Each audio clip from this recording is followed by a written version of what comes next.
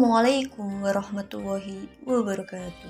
Sahabat muslim, dalam video ini kami akan membahas mengenai tayamum, di mana sudah diketahui wudhu atau tayamum merupakan salah satu syarat sah sholat dan ibadah lainnya.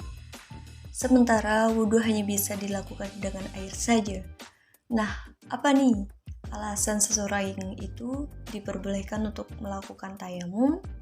Mari simak videonya. Mengenai sebab-sebab tayamum sudah dijelaskan para ulama fikih, antara lain Syekh Mustafa Al-Kin dalam kitabnya Al-Fiqih Al-Manhaji ala Madzahib Al-Imam Al-Syafi'i. Menurutnya ada 4 alasan mengapa seseorang itu diperbolehkan untuk melakukan tayamum. Yang pertama, ketiadaan air, baik secara kasat mata maupun secara syara. Contohnya kita lagi ada di perbukitan sehingga itu airnya tuh cukup untuk minum saja.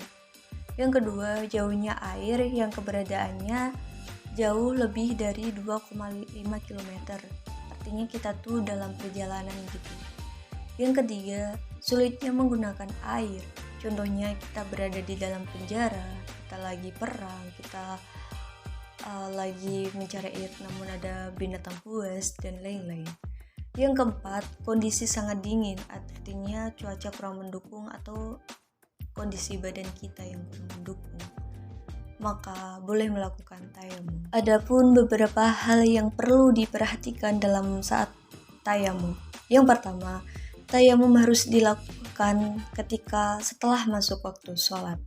Yang kedua, mencari air terlebih dahulu dengan benar-benar dan lalu bisa melakukan tayamum. Yang ketiga, tanah yang digunakan harus tanah yang bersih, lembut, dan berdebu.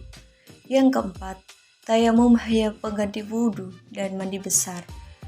Sedangkan dalam mandi besar tuh nantinya kita setelah tayamum itu tetap melakukan mandi dengan air seperti biasa.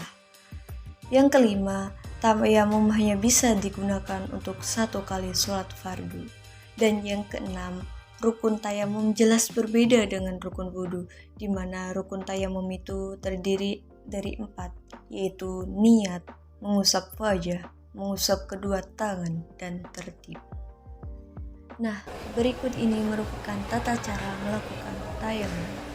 Allahu Akbar, Allahu Akbar.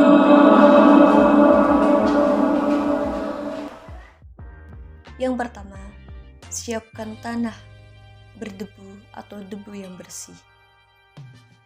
Yang kedua, dalam keadaan menghadap kiblat, kita mengucap basmalah. Lalu, letakkan kedua tangan pada debu dengan posisi jari-jari yang rapat.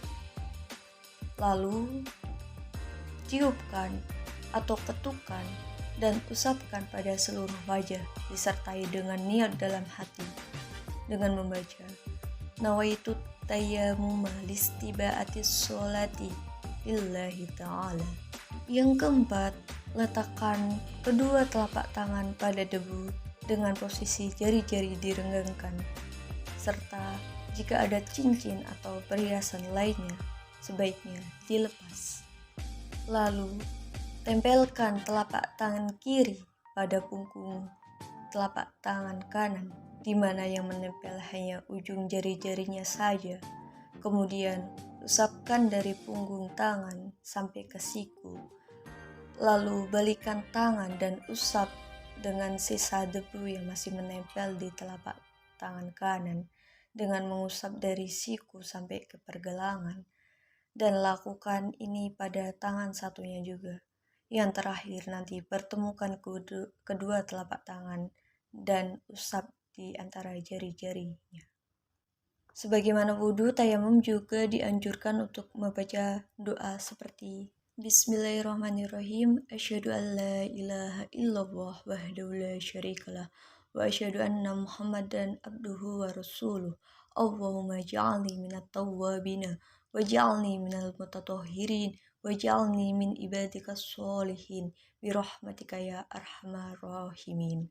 Amin. Berikut tata cara tayamum, semoga bermanfaat. Terima kasih. Wassalamualaikum warahmatullahi wabarakatuh.